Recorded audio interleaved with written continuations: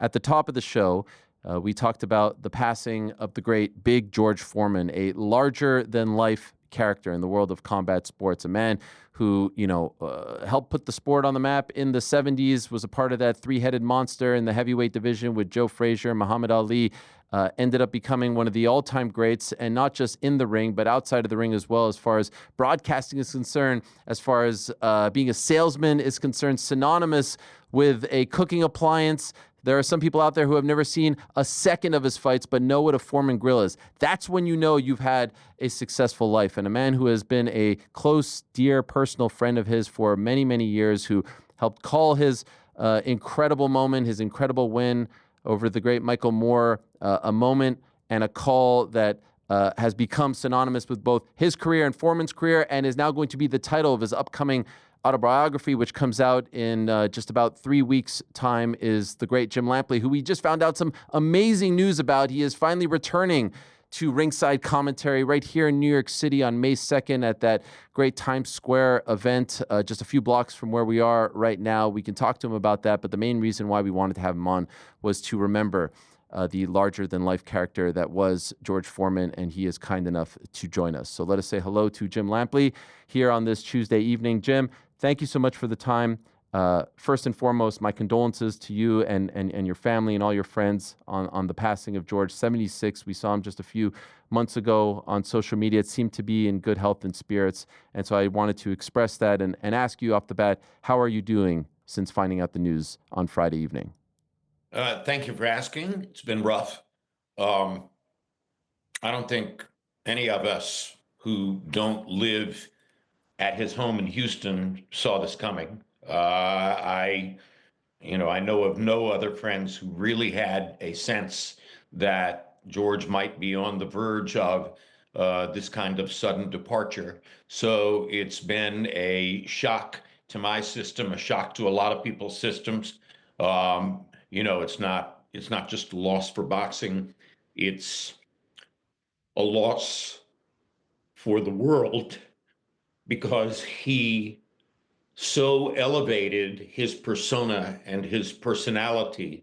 And, to come from the circumstances from which he emerged in the Fifth Ward of Houston, go to the Job Corps to seek a new way of dealing with the world, to learn to box at the Job Corps, to win that Olympic gold medal, knocking out a heavyweight veteran from Russia in his 30s when he was 19 years old. The whole story is so improbable and so uniquely about boxing. If I knew more about combat sports, I would probably say combat sports in general, but to me, it's about boxing. And boxing is, more than any other sport, the place where you can go from nowhere to somewhere, and George did. Just a great, great journey through life, a meaningful personal imprint, a friendship that I will never, ever forget. And I'm just happy that the world has responded by celebrating and congratulating him in the way that we've seen for these last 4 or 5 days. Obviously, I know of George Foreman as the great fighter, the Olympic gold medalist, the salesman, the broadcaster. I didn't know him on a personal level. You did. And so could I ask, what do you want the world to know about who George Foreman was as a person? You had to earn his friendship. That was not a given. Just because you were working with him on HBO and you appeared next to him on camera, that didn't mean you were his friend. You were his friend if he discovered over time that he could trust you and that you would do the things that would help him to achieve yet another career as an expert commentator in boxing. And he developed the necessary trust in me to allow me to gently here and there guide him toward thought processes and initiatives that could help him to be a better and better and better expert commentator on boxing. And he understood the mentality and the psychology of boxing like very few people ever could. He was a much, much brighter more intelligent, more thoughtful personality than most of his public exposures gave him the chance to show. But he wasn't an egotist, so he wasn't looking to show off that part of his personality. But I learned over time how wise he was, and there were even a couple of personal situations in my life, upheavals in my life, for which I sought his advice and counsel, and he was tremendously valuable to me in that regard. He was the kind of person who could give you great common sense advice on how to wrap yourself back up and get together after a loss or a disappointment or something went wrong. I actually spoke to him a few months ago about how much I missed ringside commentary, and he was one of the thousands of people who said to me, relax, just sit tight. You know, that ball will roll back around the track and come your way. And it turns out, ironically, in the same week in which he died, I learned that that's true. Wow, that is unbelievable. Was that the Well, last? there's more that's unbelievable, Ariel. The title of my book comes Yeah. from my call of his fight. The cover blurb that he wrote for my book, which goes right under John Grisham and above Billie Jean King on the back cover. I am told by people in the family that that was probably his last public act. The prologue, the first thing you read in the book, is about the 19-year-old Jim Lampley watching the 19-year-old George Foreman win his gold medal in Mexico City, and his American flag celebration after that, which was so meaningful in establishing his long-term persona. All these things connect us together now at the moment when the book is about to be published and at the moment when he has departed this particular realm of life. Wow. Is that your earliest memory of George Foreman, seeing him win the gold medal in 1960? 100%. Yes, absolutely. I was 19 years old in my mother's apartment in Coral Gables, Florida, and watching the Olympics as I always did. And I saw him beat Josipovic and win that gold medal and wave the little flags around. And I thought, boy, is this guy interesting. And eventually, later, I learned from George that he had learned how to box in the Job Corps when he left the Fifth Ward of Houston and went to Hayward, California to join the Job Corps. But he also learned a lot of other things. He was broadening his life at that time. He was growing up. He was becoming a man. And the most unusual thing that he told me he did during his Job Corps tenure was he had a friend who was a big Bob Dylan fan, and he got it in his head that Bob Dylan was meaningful and was something important in the culture. And he began memorizing the lyrics of Dylan's songs. And when he told me that, I tested him. You know, I went back to the first couple of Dylan albums and said, okay, tell me the lyrics for this, you know, tell me the lyrics for Gates of Eden, tell me the lyrics for Desolation Row. And he knew them. Wow. He had remembered them. That's astonishing to me, but it's a mark of what a singular and unusual personality he was.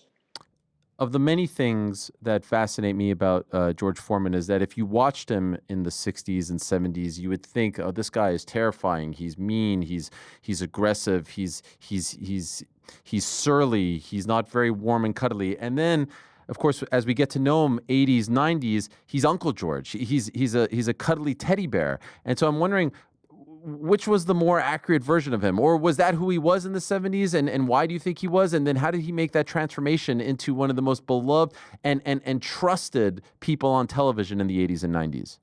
Well, I sort of knew the younger George Foreman, you know, but in a very vague, disconnected way. I was a boxing media person. He was a boxer. Maybe we had 3 conversations during that period of time, but not much. I didn't really get to know George Foreman in any practical sense until he came to work for HBO and we began to spend more time together. And I was at first, like you, I was a little, not necessarily frightened, but, you know, concerned about how well we were going to get along and would he accord me the level of credibility that I needed him to accord me to think that he could work with me and should work with me. He knew Larry Merchant. He had known Merchant for a long time. And he knew that Merchant knew stuff about boxing.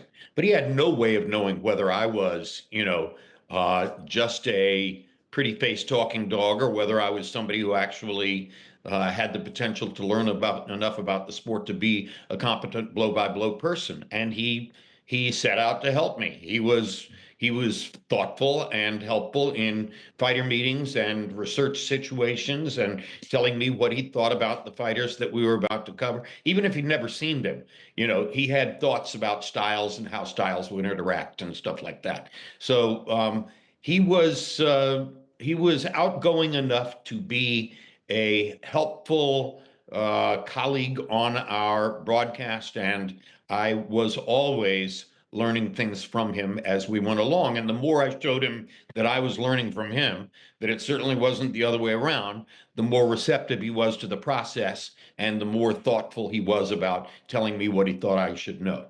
One of my favorite stories ever told on my program is you telling us about It Happened and the backstory behind it. I'm not going to ask you to tell it to us again. It's an incredible clip and people can find it. But one thing I didn't ask you that I'd love to know is how difficult it was for you in that moment to be impartial. This is a good friend of yours. This is a man that you love and call a colleague, and here he is trying to make history at 45 years young. And obviously the call It Happened reverts back to a conversation, a personal conversation that you guys had as far as him telling you how he thought the fight was going to go. But was it tough for you to call his fights given how close you had become? Um, I'll be honest and tell you that at that particular moment in time, with apologies to Michael Moore, I wasn't trying to be impartial. I knew what the boxing audience would most want to see. Moore was not an outgoing personality. He did not seek adulation from the fans. Um, so it wasn't really a betrayal of Michael for me to celebrate George in that moment. The world was going to celebrate George in that moment. And that was, forgive me, Michael, that was a knockout victory for the whole sport. That was really a moment that elevated boxing because, on a personal level, it was exactly what fans would most have wanted to see, and most of them thought they had no chance of seeing that. So for him to deliver that in that moment, and that's part of the genesis of It Happened. But of course, the real genesis of It Happened is that he had told me. He had said to me on at least two occasions, "You watch. There'll come a moment late in the fight when he'll come and stand in front of me and let me knock him out." Always the same words. He didn't change those words. "He'll come and stand in front of me and let me knock him out." And to this day, every time I look at it, I marvel, thinking to myself, how did he know? What was it in him that convinced him that he could manipulate Moore in the way that he did? And Moore, I believe, probably to this day, I like Michael. Probably to this day, Michael would say, "Oh no, it wasn't that kind of psychology. He didn't manipulate me. That was an accident. He got lucky." I believe that's probably what Michael would say to this day. But that's not what I believe. Because based on what everything I got from George in the lead up to the fight, he had a plan. He wouldn't tell me what the plan was, but he had a plan. And I'm pretty sure, based on what I saw in his face after the fight, that what had happened was he executed the plan and achieved what he thought he could achieve. One of the amazing details about that fight is that he wore the same trunks in that fight against Michael Moore that he did against Muhammad Ali 20 years prior in 1974 in Zaire. Did he tell you he was going to do that beforehand? I don't recall whether he told us. I do recall that, before the first round began, before round one began, when he took off the robe, we realized he was wearing, probably Ross Greenberg in the truck saw it, probably Mark Payton, our director, saw it. Somebody might have seen it, but the bottom line was, yes, he was wearing the orange trunks from 20 years before in Zaire. And oh, by the way, they were a little tattered. They had some worn spots in them and stuff. I don't know where they had been, but yes, he wore the trunks from Zaire, and he memorized the lyrics to The Impossible Dream. Wow. And he he came to the ring singing The Impossible Dream, and and he made it happen. It's one of the most uncanny things I've ever seen in a sports event, and certainly the most uncanny thing I ever saw in a boxing match. I love the moment when he realizes the fight is over. He looks up at the sky. Now here's this guy who is, kind of born again and a man of God, and he just looks up to the sky and he gets down on his knees and he starts praying. It's a beautiful moment. Go ahead. He looks up at the sky and he runs across the ring, runs to the far corner, and gets down on his knees in supplication to his Lord. And it was as beautiful as anything I've ever seen. Do you feel confident in saying, and I'm sorry for opening these wounds, Jim, and I appreciate it, and we won't keep you very long. Crying because George is dead. That's all. Okay. No, I understand. Do you, we know about how much the Ali loss hurt him, and we've heard the stories of him, going to Paris and staying in a hotel room for 2 weeks and almost being ashamed or feeling ashamed of coming back home. Do you think that the wound fully closed on that night? Do you think he was able to finally get over that it took 20 years for him to get over that loss? Well, let's put it this way. I know that he didn't take that to his grave. All right. I know That's good. that I know that he offloaded any negativity with regard to Ali, and that by the time of George's passing, probably even by the time of Ali's passing in 2016, they were friends. And they were close enough friends that George regarded him as a confidant. And George told me that he had secret, private, late night conversations with Ali. And at one point, I asked him, when he discussed that with me, at one point I asked him, I said, "So have you talked about religion with Ali?" And George said, "Why would you ask me that?" I said, "Well, George, he's a practicing Muslim and you are a Pentecostal minister with his own church. There seems to be a big gap there." And he said, "You've heard about W and Obama having late night, midnight conversations with each other because they share something that nobody else shares." I said, "Yeah, I've read that. I've heard those stories." He said, "Well, we're the same. He calls me at midnight. I call him at midnight. We talk about lots of things unrelated to boxing. And at the end of the day, with regard to your question, the answer is that we decided, he and I, Ali and I decided, good is good and bad is bad, and any morally conscious person knows the difference. And on that basis, we found common ground between Islam and Christianity." Wow. I know I'm putting you on the spot here, but I'm just wondering because a funny kind of favorite story of mine regarding Foreman's career is that he only fought once in 1975, and it was in Toronto at Maple Leaf Gardens against 5 men. And it was on ABC, and Cosell and Ali were calling it, and Ali was kind of trolling him. There's the poster, Foreman versus 5. And I love this because it's so kind of off the wall, it's unique, and that was his only appearance post Ali in the following year, 1975, and in an era where people kind of scoff at the sort of influencer boxing, freak show boxing, like you remember that this stuff was kind of going on all the time, dating back to the days of bare knuckle boxing. And so I'm wondering, did you ever talk to him about this decision, why he ended up fighting just once in 75 and against 5 men in Toronto of all places? No, I never talked to him about that. And maybe one reason I didn't talk to him about that is that I, cut my teeth and began my career working for Rune Arledge at ABC Sports. And I knew that Rune Arledge was a fan and a devotee of the self-created event, that he foresaw that sports television networks like ABC Sports were going to participate in the proliferation and development of new events that would take new competition forms. And Foreman versus 5, just like Ali versus, who was it, Rocky Aoki? Antonio. Yeah, those things were in partnership with ABC and probably partially stimulated by Arledge's fondness for new sporting frontiers. How do you want him to be remembered? When people say George Foreman, who was George Foreman? How do you want people to remember this man? Uh, a giant, one of the 5 greatest heavyweight champions of all time, um, the man who authored one of the most unpredictable and thrilling upsets in the history of the sport, and gave me involuntarily, inadvertently, gave me the platform that became the title for my book. Mm.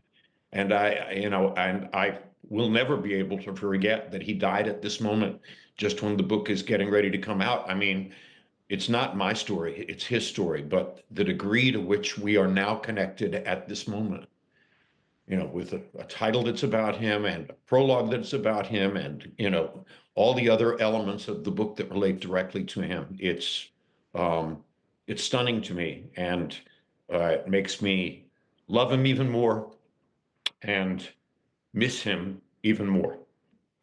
I am sure that you will be thinking about him on May 2nd when you return to the airwaves as far as a boxing blow-by-blow man. It's such a great story. It's we've talked now a few times about your desire to return, and it was so great to see that you will in fact be returning. So I want to congratulate you on this incredible piece of news, and ask you also: is this what can you tell us about this? Is it a one shot? Tell you that all my beloved expert commentator partners,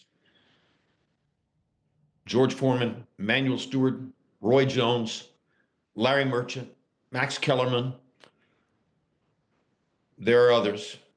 They will all be there with me in Times Square, because I owe so much to all these people who taught me how to be a boxing blow-by-blow person, and every one of those people played a role. And by the way, they became my closest friends on the planet. If you were to ask me who is the closer friend, Roy, Emanuel, or George, that's a pretty close call. And each one of the 3 could state a case. So it's a huge part of my life.